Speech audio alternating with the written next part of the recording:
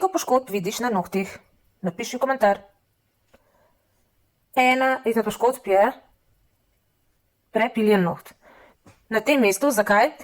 Zato, ker je bil noht raste takole, navzven, in tale del nohta je bil prepiljen vsaj 4 do 5 krat. Torej, kadar mi dobimo nohte, ki so že narejeni, v bistvu je pomembno, da samo ta zadnji del zmateramo in da čim manj, da se dotikamo te površine, ki smo jo že enkrat v preteklosti pilile. Potem naslednja poškodba, ki jo vidimo, oniholisa. Onihodermalni pas je tukaj popustil, posledica je oniholisa in posledica je tudi potem spremenjena oblika nohta. Seveda tele poškodbice vsi vidimo, ki so nastale.